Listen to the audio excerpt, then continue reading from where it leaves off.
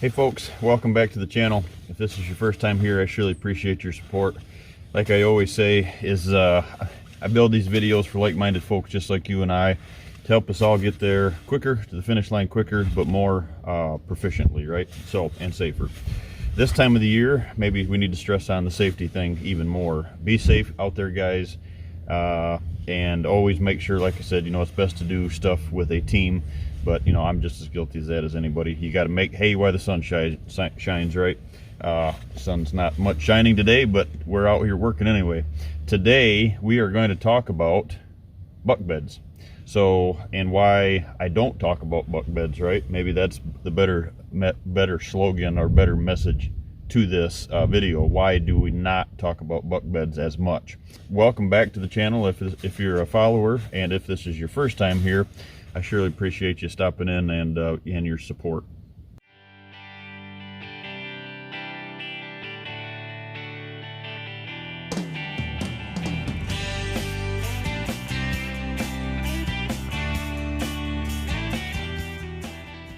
So, as we get ready here, guys, we got some tree work to do, and believe it or not, it's not buck bedding.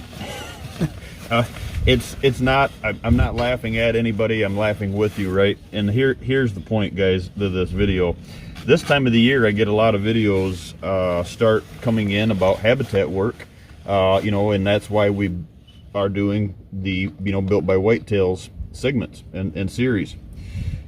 Everybody wants to get out and start building correct habitat or correcting their habitat, right, to make it better for this upcoming fall for their hunts. Ever so popular is the buck bedding term. Why don't you do any videos, or a lot of your videos are on doe bedding and teach us how to make a buck bed? Well, here's the example. If you know me at all, you know our family, our history in racing, and this is one of those topics that you can attach to racing, right? You cannot get to the checkered flag unless you run the race. Right? Now, you might make it to the checkered flag, but are you doing the proper steps to get there, right? If you run a 500-mile race, are you the only one that's going to go 501 miles? And the reason I say that is somebody gets to carry the checkered flag around one more time, right? Guys, where I'm going with this is this. So many people want to jump right in there, internal, and start building internal pockets, internal, I call them the pizza pie effect, right? Go inside of your property and start building these secluded pockets, secluded habitat areas. So when I get asked that question a lot, why don't I do these, buck bedding videos? Is I always ask, if I were to give you a buck bedding video right now, is your doe bedding incomplete? 9 times out of 10, the answer is no. Well, we know that, but we need, we want to get in there and do this, and we want to see how you do it. And the reason I don't do those, guys, is the same reason I don't do food plot videos in October, right? Because you shouldn't be thinking about food plot programs in October. You should be, worried about hunting strategies. Moral of the story is this, guys.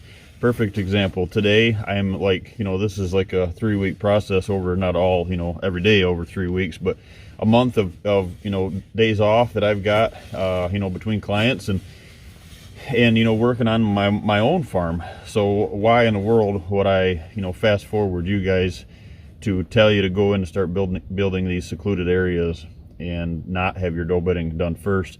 Because what happens is life happens, right? And then you don't get to those projects, and then next thing you know, you've got internal bedding. Maybe that's correct. Hopefully you didn't go overboard with it, but you took some recommendations of my channel and maybe some other channels that you follow, which is perfectly fine.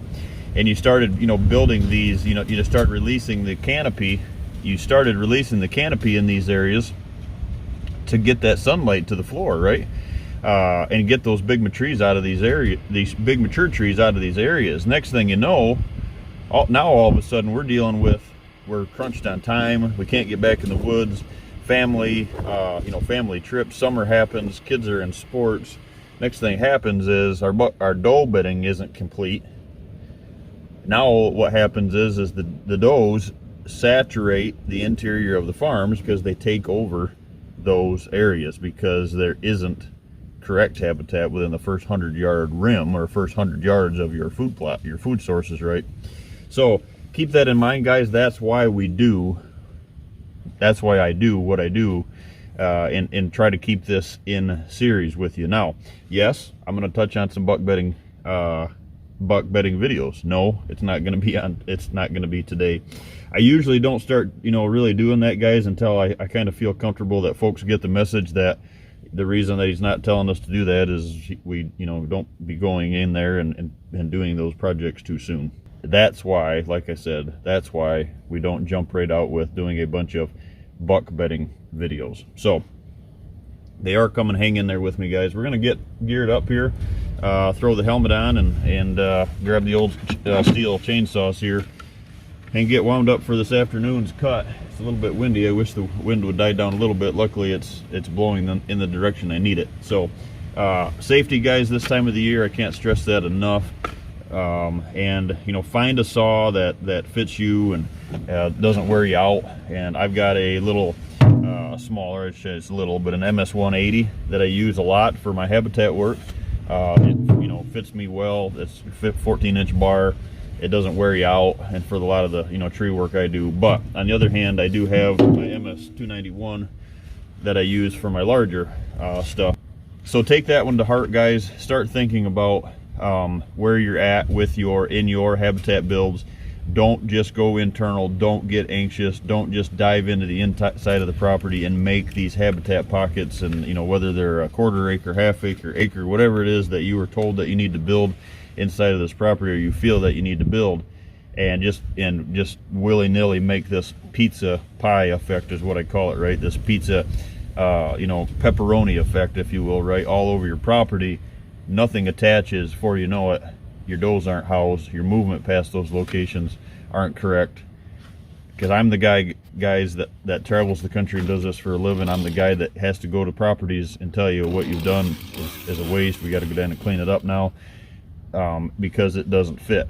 So I try to do everything I can possibly do to make those work, so nothing goes to waste. But sadly, the muscle and gas and time out in the field could have been spent somewhere else. So remember this, guys: does first, does first, does first, does first, right? Kind of probably get sick of me saying that, but that's the truth. Make sure you don't jump ahead. Make sure these does are taken care of. Make sure you're going the extra mile to do whatever you can. Be creative. Don't do the tornado effect. Make it very inviting. Get a bunch of them grasses, forbs and forages growing in those doe bedding areas, and you will be way, way better off when it comes to time to go in to do your buck bedding. Because here's the deal, guys. I tell this to all my clients. If you never cut a buck bedding pocket or an internal pocket that you want, you're trying to get more correct internal bedding. If you never cut a buck bedding pocket on your farm, you're not doing your property any injustice. You're actually maybe helping the property, because of the reason, if you take care of the does first, you take care of those does and you build the proper doe habitat where them does want to be, close to those food sources, you are releasing the pressure out of the core of the property. And you might never have to do that, because you're giving the opportunity for those bucks. They will find a spot. They're going to find a spot in your core of the farm, closer on the neighbors' properties than they were before, because you're drawing those does to your locations.